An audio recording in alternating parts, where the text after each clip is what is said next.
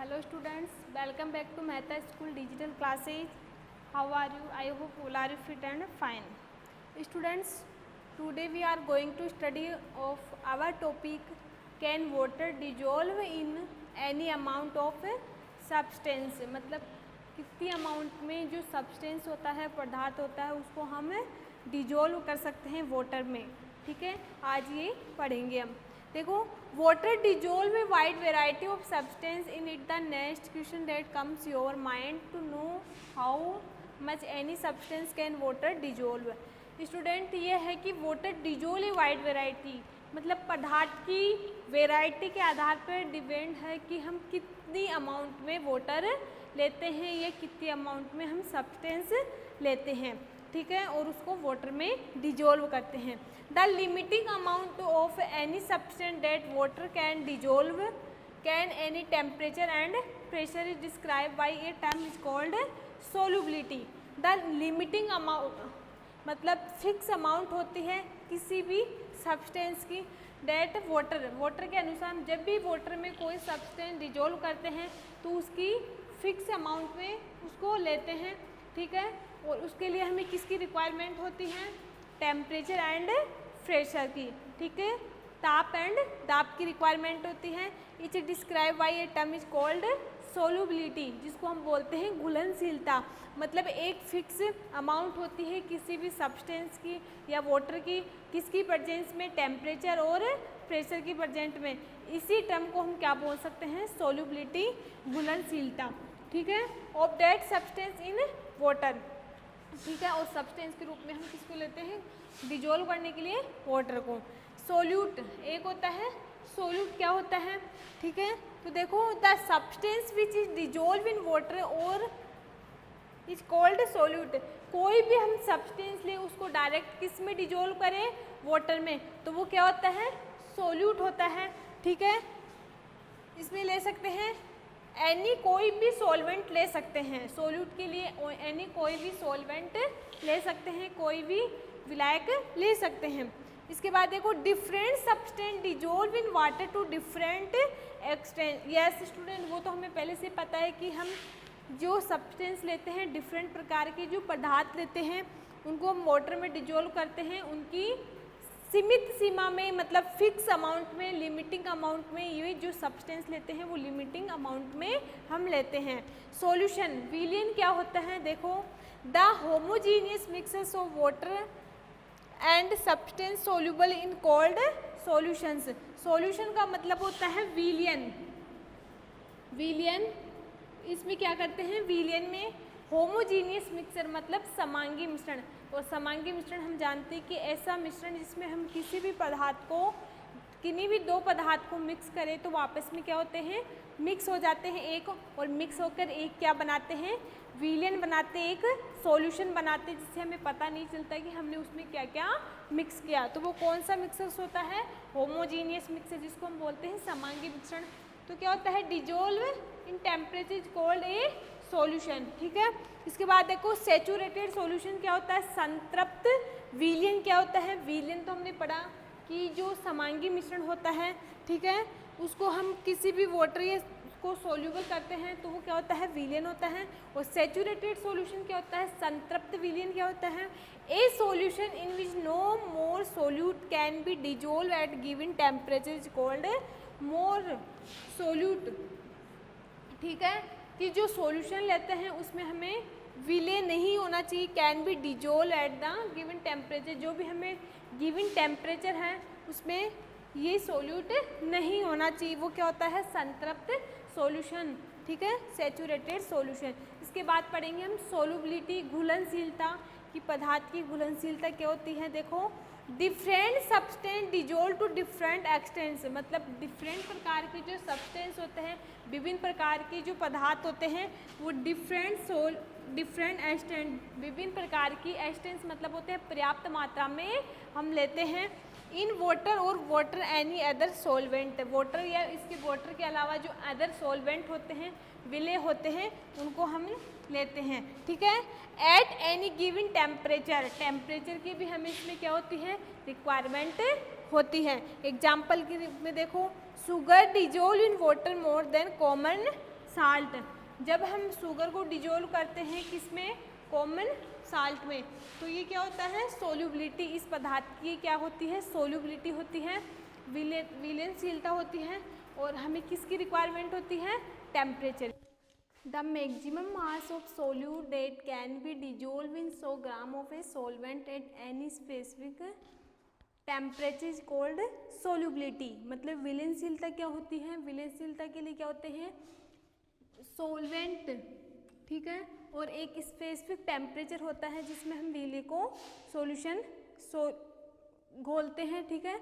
Solubility of solid solute generally increase with the rise of temperature. जो solubility होती है किसकी, सॉलिड सोल्यूट की, ठोस विले की जो सोल्यूबिलिटी होती है, घुलनशीलता होती है, वो किस पे निर्भर करती है, इंक्रीज होती है विथ द टेम्परेचर। टेम्परेचर के साथ सॉलिड सोल्यूट की जो सोल्यूबिलिटी होती है वो क्या होती है, इंक्रीज होती है। Solubility of some common substance at room temperature given below. कुछ सब्सटेंस दिए हैं, उनको हम टेम्परेचर पर उनकी सोल्यूबिलिटी डिफाइन करेंगे। देखो शुगर की सोल्यूबिलिटी क्या होती है, टेम्परेचर में 200 होती है, ठीक है। शुगर की सोल्यूबिलिटी कितनी होती है, 204। इसके अलावा सेकंड सब्सटेंस अपने पास कॉमन साल्ट है, कॉमन साल्ट की सोल्यूबिलिटी होती है 36 एट गिवन टेम्परेचर। टेम्परेचर के प्रेजेंस में इसकी सोल्यूबिलिटी कितनी होती है, 36। इसके बाद है थर्ड अमोनियम क्लोराइड।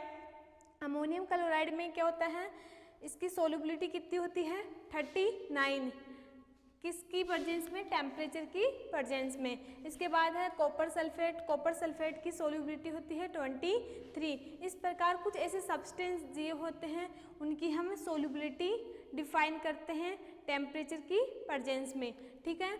इसके बाद देखो solubility of gases in water. हम गैसेस जो होते हैं मॉलिक्यूल, उनकी सोल्यूबिलिटी किस प्रकार से डिफाइन करते हैं। देखो gases in water decrease with rise in temperature. जबकि जो सोल्यूबिलिटी होती थी सोल्यूट की जो सोल्यूबिलिटी होती थी वो टेम्परेचर के साथ क्या होती थी, इंक्रीज होती थी। जबकि जो गैसेस मॉलिक्यूल्स होते हैं उनकी सोल्यूबिलिटी क्या होती है, डिक्रीज होती है विथ टेम्परेचर के आधार पर। इसी प्रकार कुछ हम अनेक सब्सटेंस ले सकते हैं और उनकी सोल्यूबिलिटी डिफाइंड कर सकते हैं उनकी टेम्परेचर के आधार पर, ठीक है। और किस प्रकार हम सोल्यूट को सॉल्वेंट को किस प्रकार हम विलयशील कर सकते हैं, ये इस चैप्टर में हमने पढ़ लिया है। ओके, क्वेश्चन नंबर डी देखो, what is the permanent change. Permanent change क्या होता है, तो परमानेंट चेंज का मतलब केमिकल चेंज। इस चेंज के दौरान क्या होता है, a new substance formed in this change. Reaction के दौरान एक न्यू सब्सटेंस फॉर्मेशन होती है और जो सब्सटेंस बनता है उसको हम रिवर्स नहीं कर सकते। इसका मतलब इसमें जो बनने वाला जो सब्सटेंस होता है वो क्या होता है, परमानेंट होता है। तो न्यू सब्सटेंस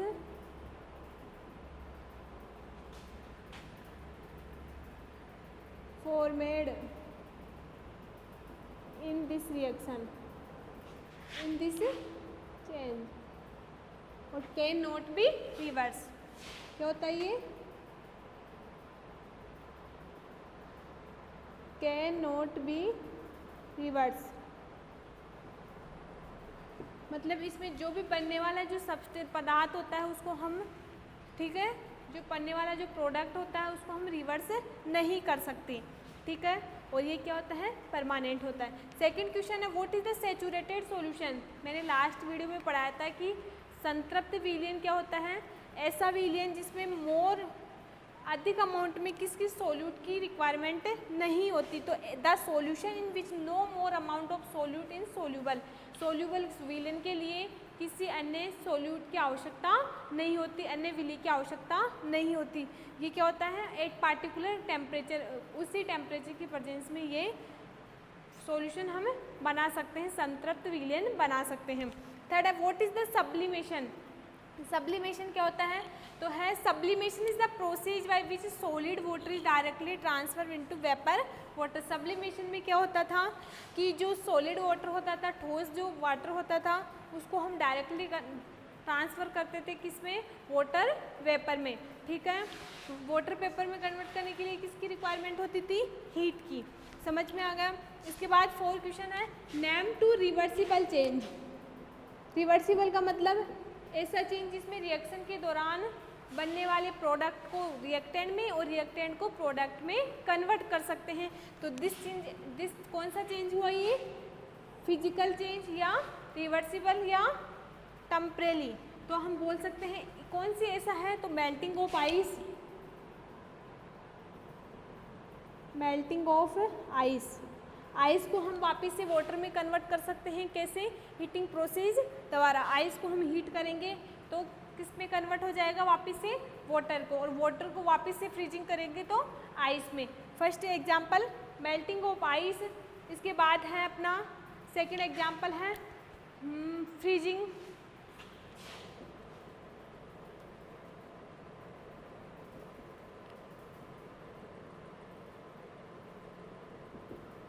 फ्रीजिंग, हीटिंग। ठीक है, इसके बाद सेकंड है, 5th क्वेश्चन है, name two irreversible change. Irreversible का मतलब होता है केमिकल चेंज या परमानेंट चेंज, ऐसा चेंज जिसमें बनने वाला प्रोडक्ट वापिस से रिएक्टेंट में चेंज नहीं होता। तो इसमें क्या लेते थे हम? एक तो rusting of iron. First example क्या हुआ? इसमें क्या लेते थे? 2 आयरन के मोल प्लस ऑक्सीजन प्लस वाटर, क्या बनता था? Iron oxide. ठीक है, सेकंड है कुकिंग। कुकिंग मतलब पके हुए भोजन को वापस से कन्वर्ट नहीं कर सकते। ठीक, एक होता है burning, burning of paper, burning of, ठीक है, बर्निंग। तो ये एग्जाम्पल किसके हैं? इरिवर्सिबल चेंज के। Okay student, thank you.